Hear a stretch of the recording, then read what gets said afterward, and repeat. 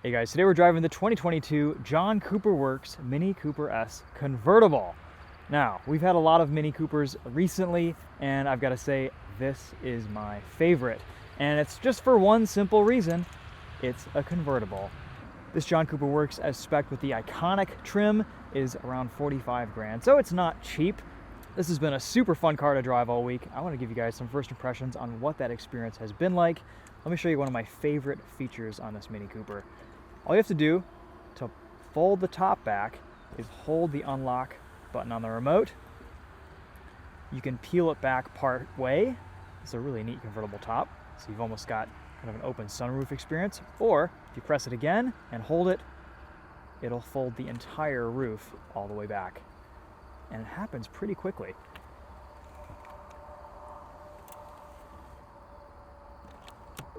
There you go, all set. Really sharp looking interior.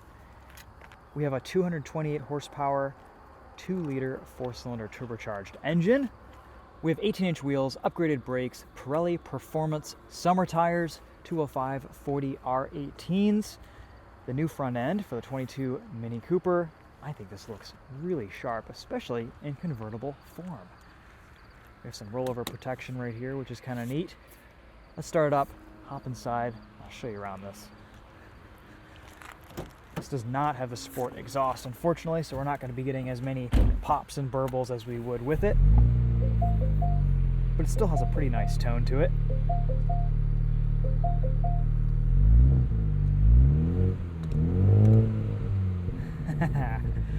We have 3 drive modes: green, mid, normal, and sport. This has the 8-speed automatic transmission. This is the only transmission available for the Cooper Convertible. We have wireless Apple CarPlay and Android Auto. Nice little space to fit your phone right there. Excellent sport bucket seats with your little extender down here / crumb collector. We have a Harman Kardon sound system, which sounds pretty good, even with the top down. And just a funky, cool interior. Mini likes to have a good time, and this car will help you do that. You don't have to take Minis too seriously. They're a little bit of a laugh, and this convertible makes it even more so. Let's show you under the hood. We have the very typical BMW 2-pull hood lever. All you have to do is lift it up, and we still get this fantastic hood that surrounds the headlamps. Nice little torquey motor.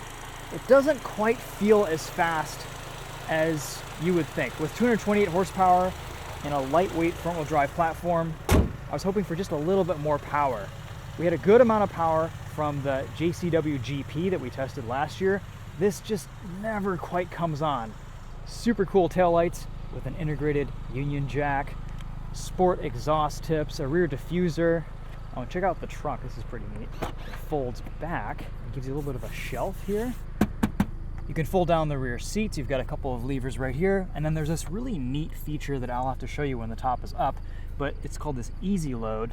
And you basically just lift these levers up, you prop this section of the convertible top up a little bit higher, and it gives you better loading access and more space to put things in the trunk, which is pretty cool. Let's take a look at the room in the back seat. So this passenger seat's probably put a little bit too far forward. We have pretty easy access to the back. Just pull this and you can get back here, and with the top down, oh man, there's all the space you could want. You can even adjust this front seat just a tad. And with that front seat pushed forward, I have a decent amount of legroom back here. The rear seats are pretty vertical, but hey, how many 4-seat convertibles are there on the market these days? They're actually usable and easy to get in and out of. This is pretty nice, pretty comfy, pretty cozy. Definitely for smaller individuals or kids, but you could definitely have a good time with some friends. The top down in your Mini Cooper JCW. All right, so let's throw the top up one more time real quick. I love how fast the operation is with this top. Only a few seconds to go up and down. And if you hold the button, all the windows will come up too. You've got a nice quick access button to pop the trunk lid right there. While we've got the top up, let me show you this real quick. So this is how these easy load levers work. You just pull them both out, and then this section comes up, and you can prop this right there, and you can have a little bit more cargo space in your trunk area. Pretty easy to do, and a very clever solution to give you a little bit more cargo space in your mini convertible. You want to put this back, all you do, you just put these down again. That locks this section into place, and you're good to go. Such a cool little car. It's so tiny. I do really like the way this JCW Cooper S looks. It's a little bit bug-eyed still, but in an endearing, cute way. All right, let's take it for a drive. We've got to put the top down again.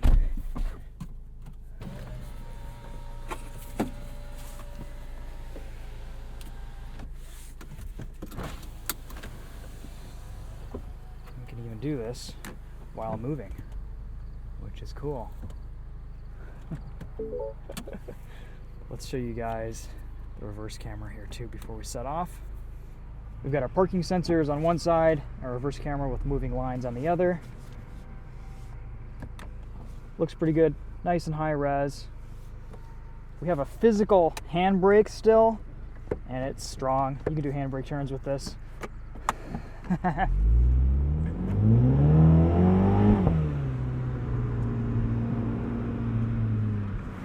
Two transmission modes, normal drive. If you push the gear lever over, it'll go into a sport mode. And you have paddle shifters on the back for full manual control of this 8-speed auto.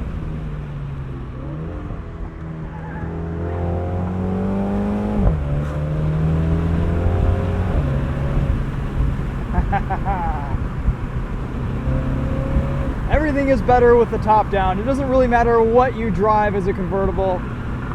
On a night like tonight, with the weather that we've been having this week, it makes the experience just incredible. It's such a fun little runabout car for in-town driving. For a Mini Cooper, the ride quality is really well controlled.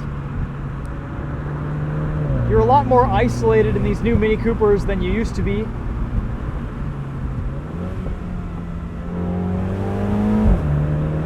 And though they may not appeal to enthusiasts as much, I think it makes it for a much easier car to live with and a better daily driver. We don't have a crazy amount of steering feel. The front end isn't as darty as it used to be. There's a safe amount of understeer through the corners.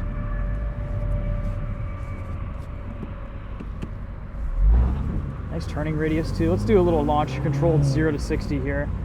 Will put us into dynamic traction control, or you know what? Let's just turn everything off. All right, brake, gas, and we're off.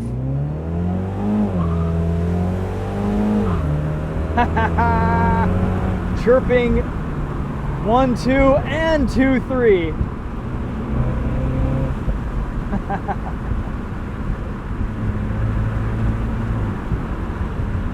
I gotta give Mini credit. This car has put a big smile on my face all week, every time I've driven it.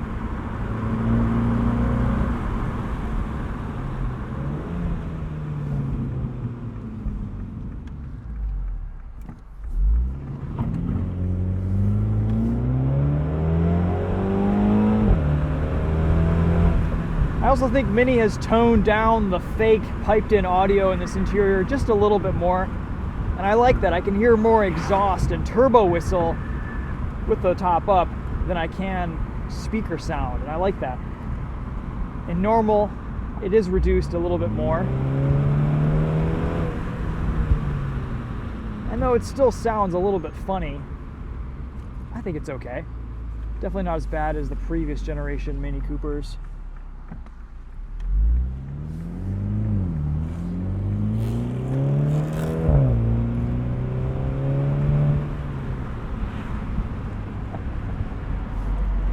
Nice convenience features too. If you want to roll all the windows up at once, you just press this window switch here and they all come up all the way around you. That does reduce wind buffeting quite a bit.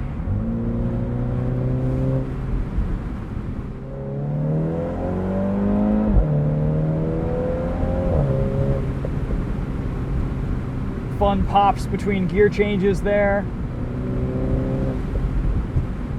And if you're really into it, it'll give you a little bit of a kick in your backside between shifts.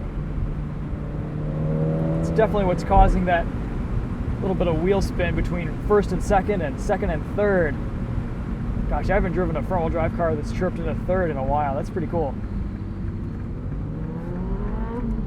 Let's put the top up here. Getting a little bit windy on the highway. Luckily, we can do this very quickly at a light. I love it.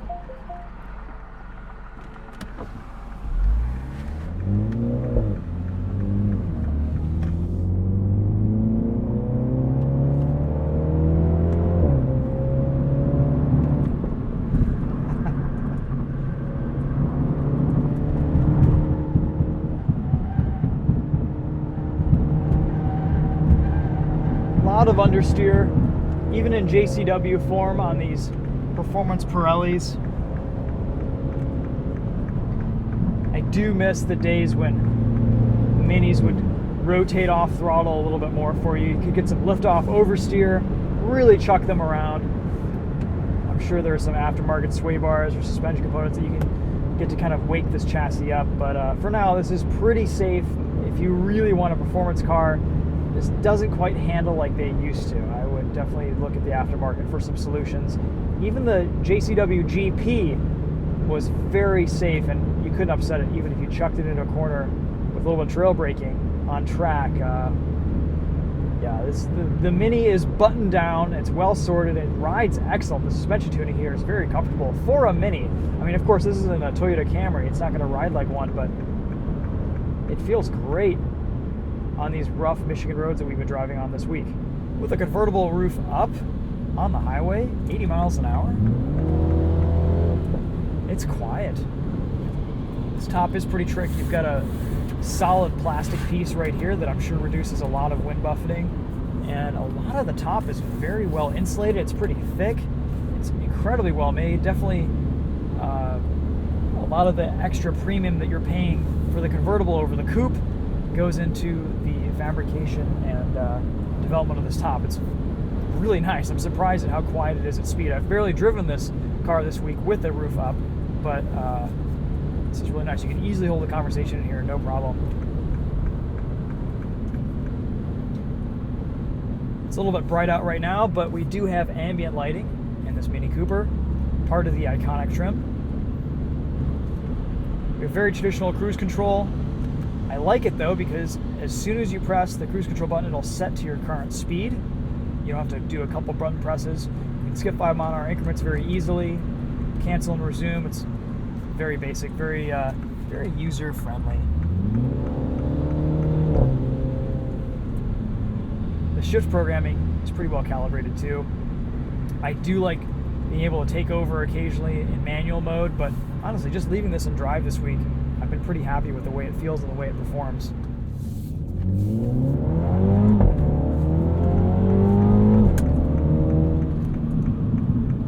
All right, let's hit a couple corners here.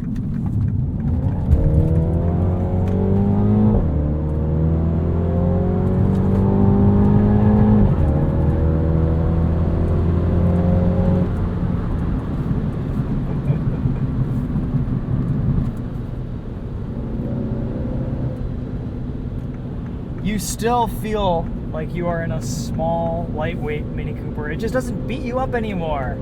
And that has its pros and cons.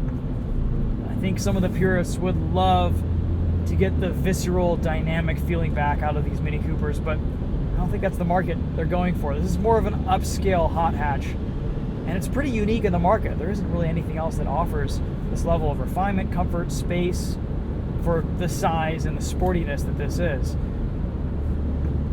Sure, you could pay a little bit extra for a BMW Z4, but that's an entirely different type of car. And if you've taken a look at Miata prices recently, some of them aren't far off from this top trim John Cooper Works convertible.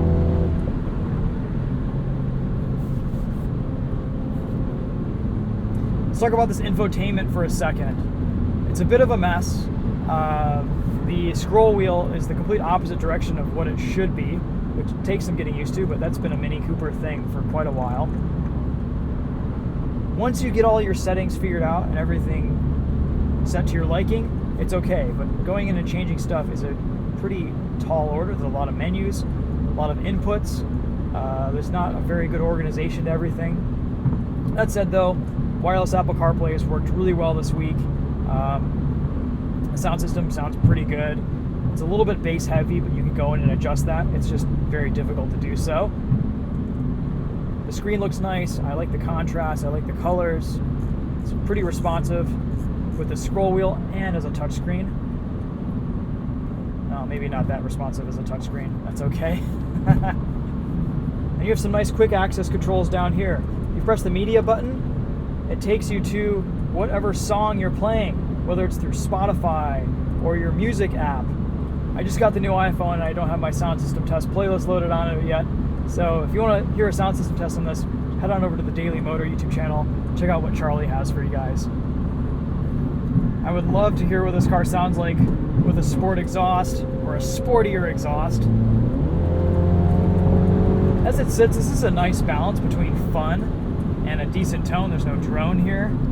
It gives you enough pops to make it interesting and keep it exciting, but it's not obnoxious.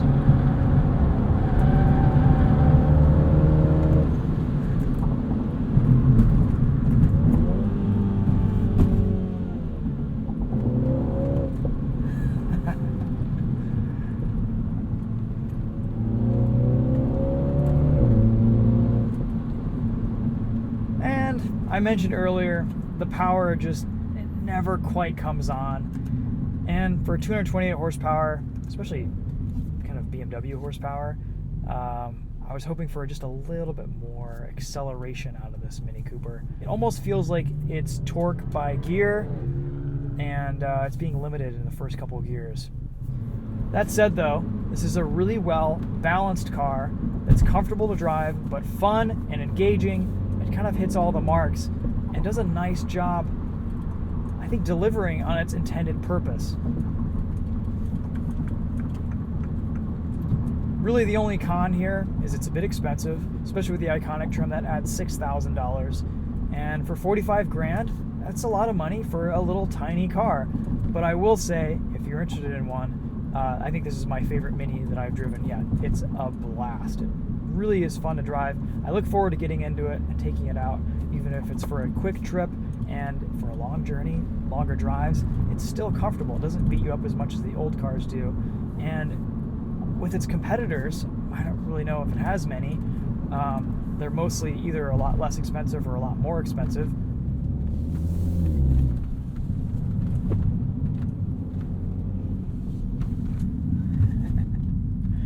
And it'd be fun to take out to an autocross.